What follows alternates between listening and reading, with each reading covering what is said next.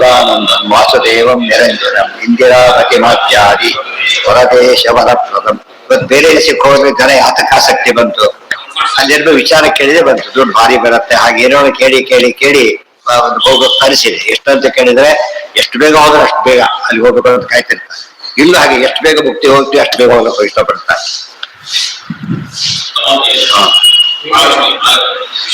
ಯಾವ್ದು ಹೇಳಿದೆ, ಶ್ರೀಸ್ತುತಿ ಅಂತ ಹೇಳ್ತಾರೆ. ಶ್ರೀಸ್ತುತಿ, ಶ್ರೀಸ್ತುತಿ ಅಂದ್ರೇನು? ಲಕ್ಷ್ಮೀ ಸ್ತುತಿ. ಆಕ್ಚುಲಿ ಶ್ರೀಸ್ತುತಿ, ಲಕ್ಷ್ಮೀ ಸ್ತುತಿ, ನಾರಾಯಣ ಇಬ್ಬರು ಒಟ್ಟಿಗೆ ಯಾಕೆ ಸ್ತೋತ್ರ ಮಾಡೋಕೆ ಹೋಗೋದು ತೋರಿಸ್ಕೊಡ್ತಾರೆ.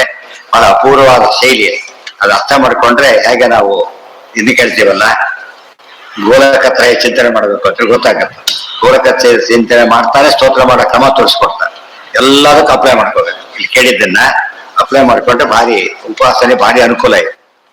ವಿಶ್ವಸ್ಥಿತಿ ಪ್ರಳಯ ಸರ್ಗ ಮಹಾವಿಭೂತಿ ವೃತ್ತಿ ಪ್ರಕಾಶ ನಿಯಮಾವೃತಿ ಬಂಧ ಮೋಕ್ಷಾಃ ಯಸ್ಯಾ ಅಪಾಂಗಲವಮಕೃತ ಊರ್ಜಿತಾಸಾ ಶ್ರೀಯತ್ಕಟಾಕ್ಷ ಬಲವತ್ಯಜಿತಂ ನಮಾಮಿ. ವಿಶ್ವಸ್ಥಿತಿ ಪ್ರಳಯ ಸರ್ಗ ಮಹಾವಿಭೂತಿ ವೃತ್ತಿ ಪ್ರಕಾಶ ನಿಯಮಾವೃತಿ ಬಂಧ ಮೋಕ್ಷ ಒಂದೇ ಪದ. ಅದಿಷ್ಟು ಒಂದೇ ಪದ, ಎಲ್ಲೂ ಬಿಡಿಸಾಗಿಲ್ಲ. ಆಮೇಲೆ ಹೌದಾ? ಹೌದು, ಅಷ್ಟಕ್ಕೂ ಬಿಡಿಸ್ಬೇಕು. ಒಂದು ಪದ ವಿಗ್ರಹ ಬಿಡಿಸೋದು ಆಗದೇ ಇಲ್ಲ. ಯಸ್ಯಾ ಅಪಾಂಗ ಯಸ್ಯಾಹ ಅಪಾಂಗಲವ ಮಾತ್ರತಃ ಊರ್ಜಿತಾ ಊರ್ಜಿತಾ ಸಾ ಶ್ರೀಹಿ ಯತ್ಕಟಾಕ್ಷ ಬಲವತಿ ಅಜಿತಂ ನಮ. ಶ್ರೀಹಿ ಅಂದ್ರೆ ಯಾರು? ಫಸ್ಟ್ ಶ್ರೀ ಕೆಪಾಸಿಟಿ ಅಂತ ಹೇಳಿಬಿಟ್ಟು ಮಹಿಮೆ ಹೇಳುತ್ತೆ. ಅದಕ್ಕೆ ಶ್ರೀಸ್ತುತಿ. ಈ ರೀತಿ ಒಂದೇ ಕಡೆಗೆ ಅದು ಬರೋದು ಬಹಳ ರೇರ್. ಬರೀ ಲಕ್ಷ್ಮೀ ಬೇಕಾದ ಸಿಗುತ್ತೆ. ಈ ರೀತಿ ಅನುಸಂಧಾನ ಮಾಡ್ಕೊಂಡು ಬರೋದು ಭಾರಿ ರೇರ್. ಆಚೆ ಎಷ್ಟು ಉಪಕಾರ ಮಾಡಿದ್ರೆ ಅಂತ ಗೊತ್ತಾಗ್ಬೇಕಾದ್ರೆ ಇವೆಲ್ಲ ನೋಡ್ಬೇಕು. ಮಹಾಲಕ್ಷ್ಮಿ ಎಷ್ಟು ದೊಡ್ಡವರು ಅಂದ್ರೆ ವಿಶ್ವಸ್ಥಿತಿ, ವಿಶ್ವದ ಸ್ಥಿತಿ, ಪ್ರಳಯ, ಸರ್ಗ, ಸರ್ಗ ಅಂದ್ರೆ ಏನು? ಸೃಷ್ಟಿ, ಮಹಾವಿಭೂತಿ ಮುಕ್ತಿ, ಮಹಾವಿಭೂತಿ. ಆಮೇಲೆ ಇಲ್ಲಿ ಮಹಾ ಸಂಪತ್ತು, ವೃತ್ತಿ ಇರುವಿಕೆ, ಆಮೇಲೆ ಪ್ರಕಾಶ, ಪ್ರಕಾಶ ಅಂದ್ರೆ ಪ್ರಕಾಶ ಆಯ್ತು, ಜ್ಞಾನನೂ ಆಯ್ತು, ನಿಯಮ ನಿಯಮಾವಳಿಗಳು, ಆವೃತ್ತಿ ಬಂಧ ಮೋಕ್ಷ, ಆವೃತ್ತಿ ಆವರಣ, ಬಂಧ ಅಜ್ಞಾನ, ಬಂಧ ಮತ್ತು ಮೋಕ್ಷ ಎಲ್ಲವೂ ಒಟ್ಟಿನ ಮೇಲೆ. ವಿಶ್ವದ ಸ್ಥಿತಿ, ಸರ್ಗ, ಆಮೇಲೆ ಲಯ, ಸರ್ಗ, ಮಹಾವಿಭೂತಿ, ವೃತ್ತಿ, ಪ್ರಕಾಶ, ನಿಯಮ, ಆವೃತ್ತಿ, ಬಂಧ ಮೋಕ್ಷ. ಇಷ್ಟು ಕೂಡ ಮಹಾಲಕ್ಷ್ಮಿ ಮಾಡ್ತಾರೆ. ಬರೀ ಮಾಡ್ತಾರಲ್ಲ. ಯಸ್ಯಾಂಗ ಯಸ್ಯ ಅಪಾಂಗ ಲವ ಮಾತ್ರತಃ. ಆಯಾಸನೇ ಇಲ್ಲ ಅವರಿಗೆ.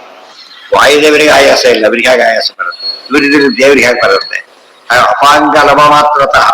ಅಪಾಂಗ ಅಂದ್ರೆ ಕಡೆಗಣ್ಣು, ಅದರ ಚೂರು, ಕುಡಿ ನೋಟ ಹಾಕಿದ್ರೆ ಸಗಲ ಕೆಲಸ ಆಗುತ್ತೆ. ಇಷ್ಟು ಶಕ್ತಿ ಅವ್ರಿಗೆ ಇರ್ಬೇಕಾದ್ರೆ ಎಷ್ಟು ದೊಡ್ಡವರು ಅವರು. ಇಷ್ಟು ಮಾತ್ರ ಕೇಳಿರ್ತಾರೆ ಜನ, ಅಲ್ಲಿಗೆ ಅವರನ್ನೇ ಆರಾಧಿಸಲು ಮಾಡ್ತಾರೆ. ಅಲ್ಲ, ಇಷ್ಟೆಲ್ಲ ಎಲ್ಲಿಂದ ಬಂತು ಗೊತ್ತ ಅವರಿಗೆ? ಶ್ರೀ ಯತ್ಕನ ಊರ್ಜಿತ ಅಂತ ಶ್ರೇಷ್ಠರಾದ ಮಹಾಲಕ್ಷ್ಮಿ, ಶ್ರೀಹಿ ಮಹಾಲಕ್ಷ್ಮಿಯು ಯತ್ಕಟಾಕ್ಷ ಬಲವತಿ, ಯಾರ ಕಟಾಕ್ಷದಿಂದ ಆ ಬಲ ಹೊಂದಿದ್ದ. ಇಷ್ಟೆಲ್ಲ ಮಾಡ್ಲಿಕ್ಕೆ ಏನ್ ಬೇಕಾ? ಅನುಗ್ರಹದ ಬಲ ಇದೆ ಅವರಿಗೆ, ಅದು ಸಾಧ್ಯ. ಅನುಗ್ರಹ ಎಷ್ಟದು? ಚೂರು ಅನುಗ್ರಹಕ್ಕೆ ಇಷ್ಟೆಲ್ಲ ಮಾಡ್ತಾರೋ, ಚೂರು ಅನುಗ್ರಹಕ್ಕೆ. ಇನ್ನು ಭಾರಿ ಅನುಗ್ರಹಕ್ಕೆ ಎಷ್ಟು? ಮಿನಿಮಮ್ GPA ಎಷ್ಟು ಕೆಲಸ ಮಾಡೋದಾದ್ರೆ ಉಳ್ಕೊಟ್ಟು ಎಷ್ಟು ಇರ್ಬೋದು. ಆ ತರ ಸ್ವಾತಂತ್ರ್ಯ ಮ್ಯಾಕ್ಸಿಮಮ್. ಅದು ಬಿಟ್ಟು ಕೊಟ್ಟಿದ್ದಕ್ಕೆ ಏನಾಗಿದೆ ಅಂದ್ರೆ ಇಷ್ಟು ಮಾಡ್ತಾರೆ. ಈಗ ಲಕ್ಷ್ಮೀ ಬಿಟ್ಟು ಎಲ್ಲ ಎಲ್ಲಿಗೆ ಹೋಗ್ತಾರೆ? ಈಗ ಲಕ್ಷ್ಮೀ ಸಮೇತ ನಾರಾಯಣ ಆಗ್ಬೇಕೆ ಹೊರತು ಬರೀ ಲಕ್ಷ್ಮೀ ಉಪಾಸನೆ ಬಂಧಕ, ತಮಸ್ಸಿಗೆ ಕಾರಣ. ಬರೀ ಬಂಧಕ ಅಲ್ಲ, ಅಷ್ಟು ಡೇಂಜರಸ್. ಆವರಣ ಅಜ್ಞಾನ, ಅದೇ ಸೃಷ್ಟಿ ಸ್ಥಿತಿ ಲಯ ಜ್ಞಾನ, ಅಜ್ಞಾನ ಬಂಧ ಮೋಕ್ಷ. ಅಜ್ಞಾನ ಆವೃತ್ತಿ, ಅಜ್ಞಾನ. ಆವೃತ್ತಿ ಬೇರೆ, ಆವೃತ್ತಿ ಬೇರೆ. ವಿಶ್ವದ ಸ್ಥಿತಿ ಪ್ರಳಯ ಸರ್ಗ ಮಹಾಭೂತಿ ವೃತ್ತಿ ಪ್ರಕಾಶ ನಿಯಮಾವೃತಿ ಬಂಧ ಮೋಕ್ಷ ಯಸ್ಯಾಹ ಅಪಾಂಗಲವ ಮಾತೃತಃ ಸಾ ಊರ್ಜಿತ ಅಂತ ಬಂತ ಶ್ರೇಷ್ಠರಾದ ಮಹಾಲಕ್ಷ್ಮಿ ಶ್ರೀಹಿ, ಶ್ರೀಯಾಗಿದ್ದಾರೆ. ಅವರು ಯತ್ಕಟಾಕ್ಷ ಬಲವತಿ, ಯಾರ ಕಟಾಕ್ಷದಿಂದ ಬಲ ಹೊಂದಿದ್ದಾರೆಯೋ ಅಂತ ಅಜಿತಂ ನಮ, ಅಂತ ದೇವರು ನಮಸ್ಕಾರ ಮಾಡ್ತಾರೆ. ನಮಸ್ಕಾರ ಹೇಗೆ ಮಾಡಬೇಕು ತೋರಿಸ್ತಾರೆ. ಲಕ್ಷ್ಮೀ ನಮಸ್ಕಾರ ಮಾಡಬೇಕಾದ್ರೆ ಹೀಗೆ ಮಾಡ್ಬೇಕು, ಇಲ್ಲವಾದ್ರೆ ಲಕ್ಷ್ಮೀ ಸ್ವೀಕಾರ ಮಾಡೋದಿಲ್ಲ ನಮಸ್ಕಾರ. ಗೊತ್ತಾಯ್ತಾ? ಅವ್ರು ಲಕ್ಷ್ಮೀನಾರಾಯಣ ಜೊತೆ ಉಪಾಸನೆ ಮಾಡ್ಬೇಕು. ಪ್ರಧಾನವಾಗಿ ಲಕ್ಷ್ಮಿ ಆಗ್ಬಾರ್ದು, ಪ್ರಧಾನ ನಾರಾಯಣನೇ ಆಗ್ಬೇಕು, ಜೊತೆಗೆ ಲಕ್ಷ್ಮಿ ಇರ್ಬೇಕು. ಲಕ್ಷ್ಮೀ ಭುಜಾಂತರ ಗತ ಆಗ್ಬೇಕು ಹೊರತು ಬೇರೆ ಅಲ್ಲ. ಬ್ರಹ್ಮೇಶ ಚಕ್ರ ಇಷ್ಟ ಹೇಳಿದ ಮೇಲೆ ಇವೆಲ್ಲ ಎಲ್ಲಿ ಬಂತಿದೆಲ್ಲ? ಎಲ್ಲ ಅಮರಣಿಸುತ್ತಾ ಇದೆ. ಆಮೃದ್ರೇವಿ ಋತುವಿಶ್ಚರಾಮಿ ಆಮಾದಿತ್ಯ ಋತುವಿಶ್ವದಿ ಎಲ್ಲ ಏನಿದೆ ಇಡೀ ಅಮರಣಿಸು. ಅಲ್ಲಿ ನೋಡಿ ತಮಾಷೆ, ಅಲ್ಲಿ 8 ರುಕ್ ಇರೋದು ಅದಕ್ಕೆ. ಇದು 8 ಶ್ಲೋಕ ಇದೆ. ರುಕ್ಕು ಕೂಡ ಹಾಗೆ ಮ್ಯಾಚ್ ಮಾಡ್ತಾರೆ ಆಚಾರ್ಯ, ಪ್ರತಿಯೊಂದು ಮ್ಯಾಚ್ ಆಗ್ತಾ ಹೋಗ್ತದೆ. ತಿಳಿತಾ? ಅಲ್ಲಿ ಏನೇನ್ ಬಂದಿದೆ ಅದನ್ನೆಲ್ಲ ವಿವರಣೆ, ಭಾಷ್ಯ ಇದು ಅಂಬಡಿ ಸೂಕ್ತಕ್ಕೆ ಭಾಷ್ಯ ಆ ಲೆಕ್ಕದಲ್ಲಿ. ಇದು ಬಹಳ ಕೇರ್ಫುಲ್ ಆಗಿ ಓದಬೇಕಾದ್ರೆ. ಬ್ರಹ್ಮೇಶ ಚಕ್ರ ವಿಧರ್ಮ ಶಶಾಂಕ ಪೂರ್ವ ಗೀರ್ವಾಣ ಸಂತತಿರಿಯಂ ಯಲಪಾಂಗಲೇಶಂ ಆದಿತ್ಯ ವಿಶ್ವ ವಿಜಯಂ ವಿಸೃಜ್ಯ ಚಿಂತ್ಯ ಹಿರಿಯತ್ಕಟಾಕ್ಷ ಬಲವಚ್ಚಿತಂ ನಮಾಮಿ. ಯಾವ್ಯಾವ್ದೀಗ? ಬ್ರಹ್ಮ, ಈಶ, ಶಕ್ರ, ರವಿ, ಧರ್ಮ, ಶಶಾಂಕ, ಪೂರ್ವ ಗಿರ್ವಾಣ ಸಂತತಿ. ಬ್ರಹ್ಮ ಬ್ರಹ್ಮದೇವರು, ಈಶ ಇದು ಅಲ್ಲಿವರಿಗೆ ಒಂದೇ ಸಮಾಸ. ಬ್ರಹ್ಮೇಶ ಚಕ್ರ ವಿಧರ್ಮ ಶಶಾಂಕ ಪೂರ್ವ ಗಿರ್ವಾಣ ಸಂತತಿ, ಅದಿಷ್ಟು ಒಂದೇ ಪದ. ಈ ಸಂತತಿ ಅಂದ್ರೆ ಏನು? ಅವರ ಸಮುದಾಯ, ಎಂಥ ದೇವತಾ ವೃಂದ. ಬ್ರಹ್ಮ, ಈಶ, ಶಕ್ರ, ರವಿ, ಧರ್ಮ, ಶಶಾಂಕ, ಪೂರ್ವ ಮೊದಲಾದಂತಹ, ಈ ಪೂರ್ವ ಅಂದ್ರೆ ಪೂರ್ವ ಪಶ್ಚಿಮ ಅರ್ಥ ಮಾಡ್ಕೋಬಾರದು, ಮೊದಲಾದವರು. ನಿರ್ವಾಣ ಸಂತತಿ ದೇವತಾ ವೃಂದ ಇದೆಯಲ್ಲ, ಇಯಂ ಈ ದೇವತಾ ವೃಂದ ಯತಪಾಂಗಲೇಶಂ ಆಶ್ರಿತ್ಯ ಮಹಾಲಕ್ಷ್ಮಿಯ ಕುಡಿನೋಟವನ್ನು ಆಶ್ರಯಿಸಿ ವಿಶ್ವ ವಿಜಯಂ ವಿಸೃಜತಿ, ತಮ್ಮ ಕೆಲಸವನ್ನ ಮಾಡಿ ಗೆದ್ದು ಬಿಡ್ತಾರೆ. ಇದಕ್ಕೆಲ್ಲ ಕಾರಣ ಏನು? ಮಹಾಲಕ್ಷ್ಮಿಯ ಒಂದು ಕುಡಿನೋಟ ಕಾರಣ ಆಗುತ್ತೆ ಅವ್ರ ಮೇಲೆ, ಗೊತ್ತಾಯ್ತಾ? ಅಂಥ ಶಕ್ತಿ ಮಹಾಲಕ್ಷ್ಮಿ ಶ್ರೀರತ್ಕಟಾಕ್ಷ ಪಲ್ಲವಿ. ಇಲ್ಲಿಂದ ಪಲ್ಲವಿ ಶುರುವಾಗ್ತದೆ. ಮುಂದೆ ಎಲ್ಲದಕ್ಕೂ ಪಲ್ಲವಿ ಹೇಳ್ತಾರೆ. ದಾಸ ಸಾಹಿತ್ಯದಲ್ಲಿ ಪಲ್ಲವಿ ಅಭ್ಯಾಸ ಇದೆಯಲ್ಲ, ಎಲ್ಲ ಮಾಡ್ತಾರೆ. ಪ್ರತಿಯೊಂದು ದಾಸ ಸಾಹಿತ್ಯದಲ್ಲಿ ಏನೇನಿದೆ ಎಲ್ಲದಕ್ಕೂ ಮೂಲ, ಅದರ ಫಾರಂಗೂ ಮೂಲ, ವಿಷಯಗಳಿಗೂ ಮೂಲ, ಕೇಶವಾದಿ ರೂಪಕ್ಕೆ, ದಶಾವತಾರಕ್ಕೆ, ಅಂಗಾಂಗ ವರ್ಣನೆಗೆ, ಕಾರುಣ್ಯ ವರ್ಣನೆಗೆ, ಏನ್ ಬೇಕಾದ್ರೂ ದಾಸ ಸಾಹಿತ್ಯ 12 ಎಲ್ಲ ತಂದ್ಬಿಟ್ರು ಆಚಾರ್ಯ. ಇದು ಅರ್ಥ ಮಾಡ್ಕೊಂಡು ದ್ವಾದಶ ಸ್ತೋತ್ರ ಕಂಪ್ಯಾರಿಸನ್ ಮಾಡಿದ್ರೆ ದೊಡ್ಡ ಥೀಸಿಸ್ ಆಗುತ್ತೆ. ಅದೇ ಒಂದು ಶ್ರೀಹಿ ಶ್ರೀಹಿ ಅಲ್ಲಿ ನೋಡಿ, ಇಲ್ಲಿ ಹೇಳ್ಬೇಕಾದ್ರೆ ಪ್ರಧಾಂಗ ದೇಶಂ ಆಶ್ರಿತ್ಯ ವಿಶ್ವ ವಿಜಯಂ ವಿಸೃಜತ್ಯ ಚಿಂತ್ಯ ಶ್ರೀಹಿ ಯತ್ಕಟಾಕ್ಷ ಬಲವತಿ ಅಜಿತಂ ನಮ, ಮುಗಿತು. ಆಮೇಲೆ ಅಂದ್ರೆ ಎಲ್ಲ ದೇವತೆಗಳು ಕೂಡ ಮಹಾಲಕ್ಷ್ಮಿ ಅಧೀನ ಅಂತ. ಅದೇ ಎಂ ಬಂತಲ್ಲ, ಎಂ ಕಾಮಯ್ಯ ತಂ ತಂ ಉಗ್ರಂ ಕಣೋಮಿ ತಂ ಬ್ರಹ್ಮಾಣಂ ತಂ ಋಷಿಂ ತಂ ಸುಮೇಧಂ ಎಲ್ಲ ಬಂದೋಯ್ತು. ಎಲ್ಲ ಅಮ್ಮಡಿ ಸೂಕ್ತ ಬಂದು ಹೋಗ್ತಿದ್ರೆ ಎಲ್ಲ ನೀಟಾಗಿ ಅರ್ಥ ಆಗತ್ತೆ. ಧರ್ಮಾರ್ಥ ಕಾಮ ಸುಮತಿ ಪ್ರಚಯಾದ್ಯಶೇಷ ಸನ್ಮಂಗಲಂ ವಿದಧತೆ ಯದಪಾಂಗಲೇಶಂ ಆಶ್ರಿತ್ಯ ತತ್ಪ್ರಣತ ತತ್ಪ್ರಣತ ಪೀಡ್ಯಾಹ ಶ್ರೀಜತ್ಕಟಾಕ್ಷ ಬಲವತ್ಯಜಿತಂ ನಮಾಮಿ. ಅಷ್ಟೇ ಅಲ್ಲ, ಅವ್ರು ತಮ್ಮ ಕೆಲಸ ಮಾಡ್ತಾರೆ ಬ್ರಹ್ಮಾದಿಗಳು. ಅಷ್ಟೇ ಅಲ್ಲ, ಧರ್ಮ, ಅರ್ಥ, ಕಾಮ, ಸುಮತಿ, ಪ್ರಚಯಾದಿ ಅಶೇಷ ಸನ್ಮಂಗಲಂ ವಿದಧತೆ ಯದಪಾಂಗಲೇಶ. ಮಹಾಲಕ್ಷ್ಮಿಯ ಒಂದು ಕೊಡಿ ನೋಟ ಬಿತ್ತು ಅಂದ್ರೆ ಸಾಕೇನಾಗುತ್ತೆ? ಧರ್ಮ, ಅರ್ಥ, ಕಾಮ 3 ಪುರುಷಾರ್ಥ ಇದೆ. ಸುಮತಿ ಒಳ್ಳೆಯ ಜ್ಞಾನ, ಮತಿ ಅಂದ್ರೆ ಜ್ಞಾನ, ಸುಮತಿ ಅಂದ್ರೆ ಒಳ್ಳೆಯ ಜ್ಞಾನ, ಪೂರ್ಣ ಜ್ಞಾನ, ಯಥಾಯೋಗ್ಯ. ಪ್ರಚಯ ಪೂರ್ಣತೆ, ಸಂಪತ್ತು ಸಂಪತ್ತು ಸಮೃದ್ಧಿ, ಪ್ರಚಯ ಅಂದ್ರೆ ಸಮೃದ್ಧಿ. ಅಶೇಷ ಎಲ್ಲ ಮಂಗಲಗಳು ಕೂಡ, ಸನ್ಮಂಗಲಗಳು ಕೂಡ ಯಾರ ಅಪಾಂಗಲೇಶವನ್ನು ಆಧರಿಸಿ ಪಡೆಯಲಿಕ್ಕೆ ಸಾಧ್ಯ ಇದೆ.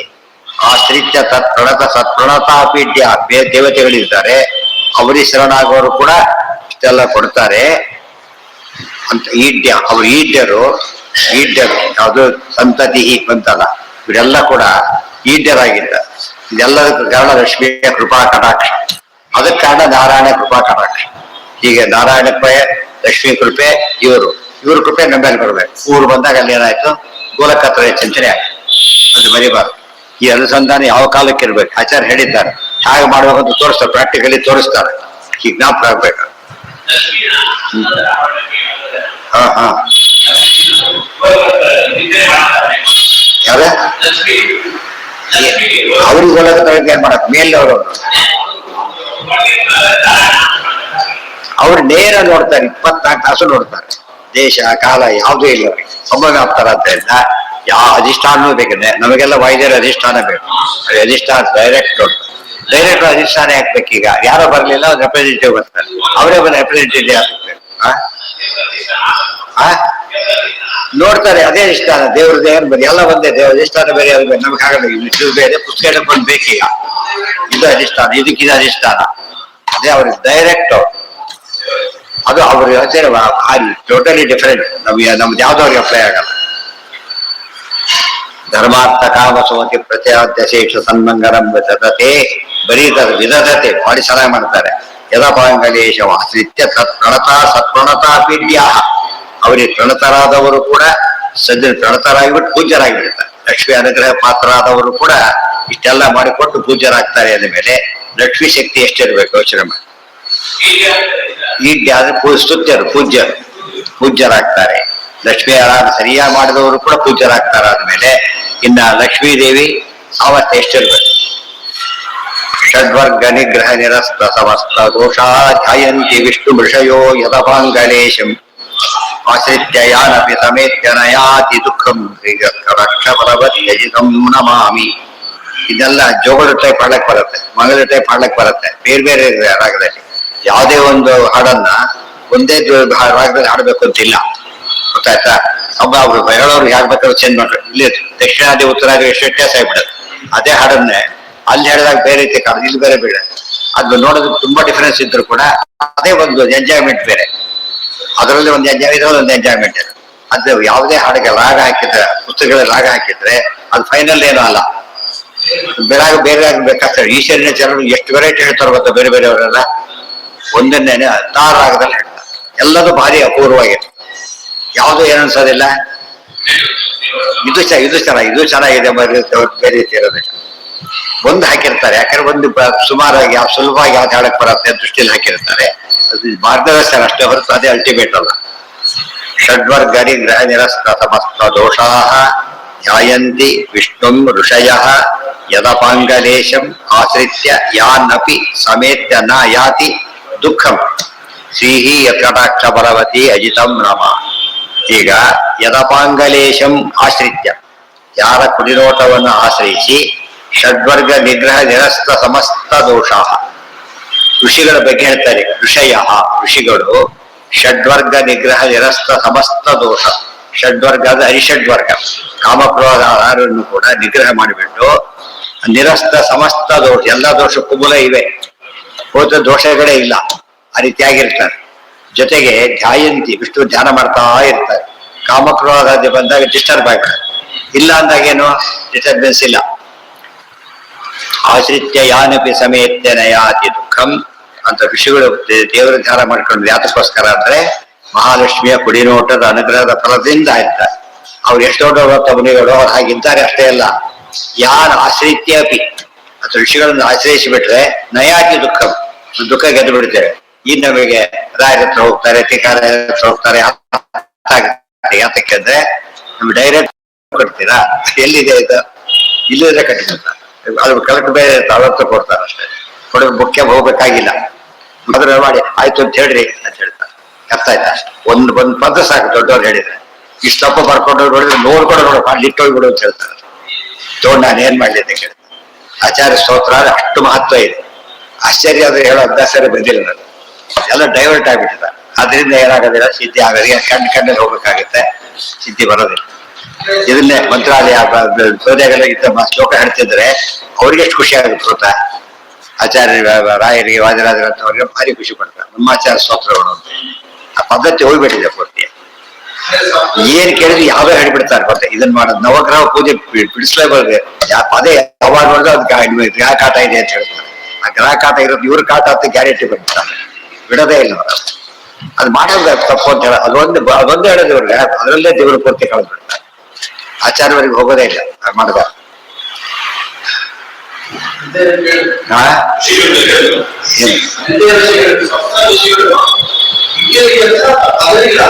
ಏನ ಅದು ಪದವಿಗಳೇ ಬರ್ತಾರೆ ಹೋಗ್ತಾರೆ, ಎಲ್ಲ ವಶಿಷ್ಠ ಮತ್ತೆ ಬೇರೆ ಆಗ್ತಾರೆ. ಪದವಿಗಳು ಹೋಗ್ತಾರೆ. ವಶಿಷ್ಠ ಪದವಿ ಬರ್ತಾರೆ ಇನ್ನೊಬ್ರು, ವಶಿಷ್ಠ ಸಾಧಬೇಕು ಪ್ರಯತ್ನ ಪಟ್ಟರು, ಎಲಿಜಿಬಿಲಿಟಿ ಇಲ್ಲದೆ ಇದ್ದವ್ರು. ಹಾಗಾಗಿ ಅದಕ್ಕೆ ಅದೇ ಲೆವೆಲ್ ಬೇರೆಯವರು ಬರ್ಬೇಕು, ಮತ್ತೆ ಬೇರೆಯವ್ರು ಬರಾಗಿಲ್ಲ. ಈ ನಾವು ಪದವಿ ಕೊಡೋದು ಎಲ್ಲರೂ ಪದವಿಗಳೇ, ಪದವಿ ಕೊಟ್ಟೋದಷ್ಟೇ. ಅಫಿಷಿಯಲ್ ಲೆಟರ್ಸ್ ಯಾವ್ದಕ್ಕೂ ಹೆಸರಿಲ್ಲ, ಗೊತ್ತಾಯ್ತಲ್ಲ? ಆ ರೀತಿ ಬರೋದು ಇನ್ವ್ಯಾಲಿಡ್. ಕಾಲೇಜ್ ಕಂಟೆಂಪ್ರರಿ ಪ್ರಿನ್ಸಿಪಾಲ್ ಅಷ್ಟೇ, ಯಾರಿರ್ಲಿ ಬಿಡ್ಲಿ ಲೆಕ್ಕ ಇಲ್ಲ. ಅಷ್ಟೇ ಬೇರೆ ಬೇರೆ ಆಗಿಲ್ಲ. ಇದಕ್ಕೆಲ್ಲ ಕಮಿಷನರ್ ಅಷ್ಟೇ, ಅಲ್ಲಿ ಚೀಫ್ ಮಿನಿಸ್ಟರ್ ಅಷ್ಟೇ. ಹೆಸರು ಬರೀಬಾರ್ದು.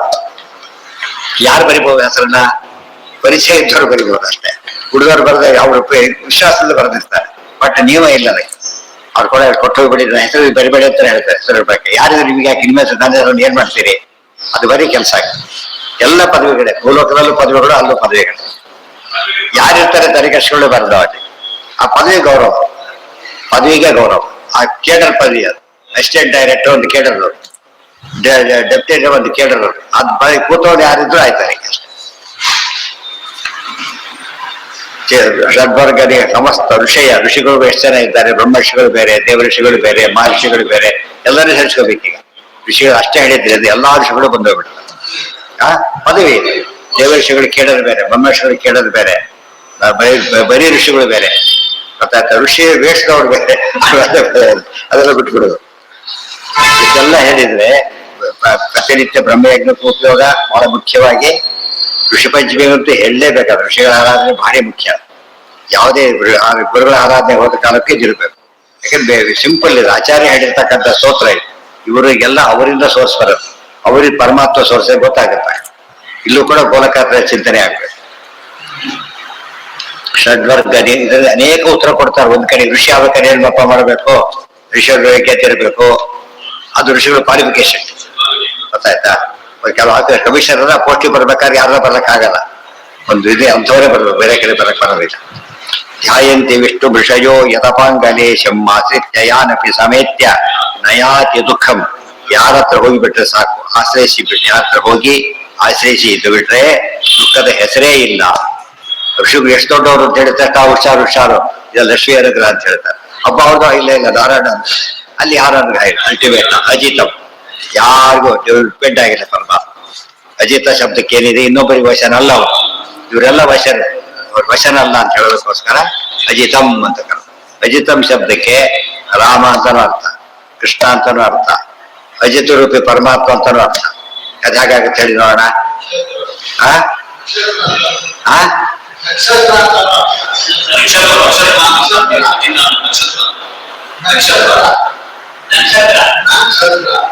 ಅಜಿತ ಅಂತ ಹೇಗಾಯ್ತು?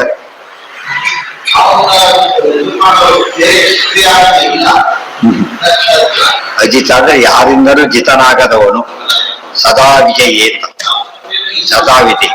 ಇದು ಕೃಷ್ಣ ಮಂತ್ರಕ್ಕೆ ಯಾಕೆ ಗೊತ್ತಾ? ಧ್ಯಾಯೇ ಧರಿನ್ಮಣಿರಂ ಜಗದೇಕ ವಂದ್ಯಂ ಸೌಂದರ್ಯ ಸಾರವಜಿತಂ ಸೌಂದರ್ಯ ಸಾರಂ.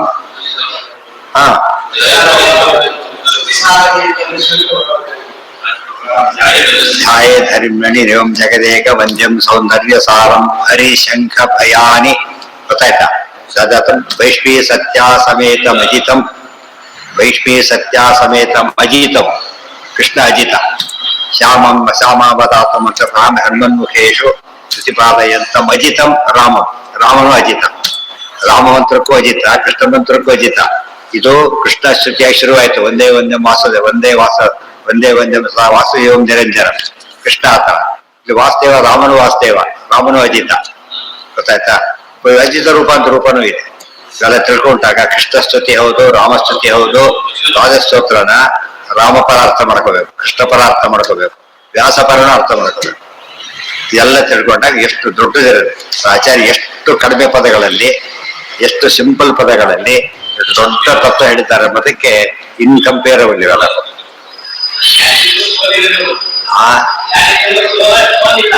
ಯಾವ ಕಾಲಕ್ಕೂ ಇಲ್ಲ. ಭಕ್ತರಿ ಮಾತ್ರ ಸೋಲ್ತಾರೆ, ಭಕ್ತರಾದ್ರೆ ಸೋತು ಅಂದ್ರೆ ಅದು ಅನುಗ್ರಹ ಮಾಡ್ತಾರೆ ಅಂತ ಬೇರೆ ಅಲ್ಲ.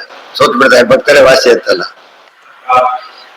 ಅವರು ದೇವರಿಗೆ ಸೋತಿದ್ದಕ್ಕೆ ದೇವರಿಗೂ ಸೋಲ್ತಾರೆ, ಪರಸ್ಪರ ಭಾವ ಇರ್ತಾ ಇದ್ದ. ಆದ್ರೆ ದೇವರ ವಿಷಯನೇ ಬೇರೆ, ಅದನ್ನ ಕಂಪೇರ್ ಮಾಡಾಗ ಇಲ್ಲ. ಅನುಗ್ರಹ ಅಷ್ಟೇ. ದೇವರು ಇವರಿಂದ ಯಾರಿಂದ ಏನೂ ಆಗ್ಬೇಕಾಗಿಲ್ಲ. ಎಂಥವರು ಕೂಡ ಡಿಪೆಂಡೆನ್ಸ್ ಇರುತ್ತೆ ಒಂದು ಸ್ಟೇಜ್ ಅಲ್ಲಿ. ಬಹಳಷ್ಟು ಇವತ್ತು ದೇವರ ಡಿಪೆಂಡೆನ್ಸ್ ಇದೆ. ಅಬ್ಸರ್ವೇಟರಿ ಇಂಡಿಪೆಂಡೆಂಟ್ ಗಾಡ್ ಒಬ್ಬ, ಇನ್ಯಾರು ಇಲ್ಲ. ಆಗ ಸತ್ವ ಸಂಖ್ಯಾನ ಅರ್ಥ ಆಗುತ್ತೆ. ಸ್ವತಂತ್ರವು ಭಗವಾನ್ ವಿಷ್ಣು, ಇನ್ಯಾರು. ಷಡ್ವರ್ಗ ನಿಗ್ರಹ ಅಲ್ಲಿಗೆ ನಾಳೆ ದೇಶ ಮುಂದಿಲ್ಲ. ಇದೆಲ್ಲ ಬಾಕಿ ಬೇರೆ ಹೇಳ್ತಾರೆ. ಇಷ್ಟು ಕೂಡ ಎಲ್ಲಿದೆ ಈಗ? ಸಂಪತ್ತು ಕೊಡ್ತಾರೆ. ಅಲ್ಲಿ ಹೇಳ್ಬೇಕಾದ್ರೆ ಹೇಳಿದರು, ಎಂ ಕಾಮೇ ತಂ ತಮ್ ಉಗ್ರಂ ಕೃಣುತಂ ಬ್ರಹ್ಮಾಣಂ. ಆಮೇಲೆ ತಂ ಋಷಿಂ ತಂ ಸುಮೇಧಾಂ ಪ್ರಚಯ. ಸುಮೇಧ ಎಲ್ಲ ಒಳ್ಳೆ ಬುದ್ಧಿವಂತನ್ನು ಮಾಡ್ತೇನೆ, ಋಷಿಯನ್ನಾಗಿ ಮಾಡ್ತೇನೆ, ಏನ್ ಬೇಕಾದ್ರೂ ಮಾಡ್ತೇನೆ ಅಂತ ಹೇಳ್ಬಿಟ್ಟಿದೆ. ಅದಿಷ್ಟು ಬಿಡಿಸಿ ಹೇಳ್ತಾ ಇದ್ದಾರೆ. ಎಂ ಉಗ್ರಂ ಕೃಣೋಮಿ, ಮುಂದೆ ರುದ್ರದೇವರು ಬರ್ತಾರೆ. ಬ್ರಹ್ಮಾಣಂ ಬ್ರಹ್ಮದೇವರು ಬರ್ತಾರೆ. ಗರುಡ ಎಲ್ಲರೂ ಬಂದ್ಬಿಡ್ತಾರೆ. ರುದ್ರ ಸಮಾನ ಗರುಡ ಬರ್ತಾರೆ. ಪ್ರತಿಯೊಬ್ಬರಿದ ಕವರ್ ಆಗುತ್ತೆ. ಅಂದ್ರೆ ಈ ಸ್ತೋತ್ರದ ಇಮ್ಯಾಜಿನೇಷನ್ನೇ ಭಾರಿ ದೊಡ್ಡದು. ಯಾಗ ಸೂಕ್ತರ ತರಬೇಕು, ಲಕ್ಷ್ಮೀ ಮಹಿಮೆ ಹೇಳಬೇಕು. ಆಚಾರ್ಯ ಬಹಳಷ್ಟು ಕೊಟ್ಪಾಡು ಶ್ರೀ ಸೂಕ್ತರ ಸ್ವಲ್ಪ ಹೇಳ್ತಾರೆ. ಅಮ್ಮಳೆ ಸೂಕ್ತರ ಭಾರಿ ಉಲ್ಲೇಖ ಮಾಡ್ತಾರೆ. ಹೆಚ್ಚು ಕಡಿಮೆ ಸೂತ್ರ ಭಾಷ್ಯ, ಅನುವ್ಯಾಖ್ಯಾನ, ಉಪನಿಷತ್ ಭಾಷ್ಯಗಳು ಎಲ್ಲ ಕಡೆ ವರ್ಣಿಸುವ ಒತ್ತಿ ಹೊತ್ತು ಹೇಳ್ತಾರೆ. ಲಕ್ಷ್ಮಿ ಮಹಿಮೆ ಕ್ಲಿಯರ್ ಆಗಿ ಗೊತ್ತಾಯ್ತಾ. ಅಮ್ಮಣಿ ಅದಕ್ಕೆ ನಿರ್ಮಾಲ್ಯವನ್ನು ಮಾಡ್ಬೇಕಾದ್ರೆ ಅದನ್ನ ಹೇಳಲೇಬೇಕು. ಅಮ್ಮಣಿ ಸುತ್ತ ಹೇಳಬೇಕು. ನಿರ್ಮಾಲ್ಯ ತೆಗೆಯೋ ಹಕ್ಕು ಅವ್ರದ್ದು ಅಂತ ಅರ್ಥ. ನಿರ್ಮಾಲ್ಯ ತೆಗೆಯೋದು ಅವರು ತೆಗಿತಾ ಇದ್ದಾರೆ. ನಾವು ಅವ್ರು ಪೂಜೆ ಮಾಡಿದ್ದವರೇ, ತೆಗೆಯೋದು ಅವರೇ. ಕೈಯಲ್ಲಿ ತೆಗಿತೀವಿ ಅಂದ್ರೆ ಕೈ ಲಕ್ಷ್ಮಿ ಇದ್ದಾರಲ್ಲ, ಕರಾಗ್ರೆ ವಸತಿ ಲಕ್ಷ್ಮಿ, ಅದನ್ನ ತೆಗಿತಿರೋದು ಕೈಯಿಂದ, ಲಕ್ಷ್ಮಿನೇ ತೆಗಿತಾ ಇರೋದು. ಅರ್ಥ ಆಯ್ತಾ? ಅವೆಲ್ಲ ತಿಳಿತಾ ಹೋಗುತ್ತೆ. ಉಪಾಸನೆ ಬಹಳ ಹತ್ರ ಬರ್ತಾರೆ, ಚಿಂತನೆ ಸುಲಭ ಆಗುತ್ತೆ, ಡೈವರ್ಷನ್ ಹೇಳೋದಿಲ್ಲ, ಎಲ್ಲ ಕ್ಲಿಯರ್ ಆಗಿ. ಏನು ಗೊತ್ತಿಲ್ಲ ಧ್ಯಾನ ಮಾಡಕ್ ಕೊಟ್ರೆ ಅದೇ ದೊಡ್ಡ ಡಿಸ್ಟರ್ಬ್, ಮನೆಯವ್ರಿಗೂ ಅವ್ರಿಗೂ ಡಿಸ್ಟರ್ಬೆನ್ಸ್, ಕೂತ್ಬಿಡೋದು ಹೇಳೋದಿಲ್ಲ.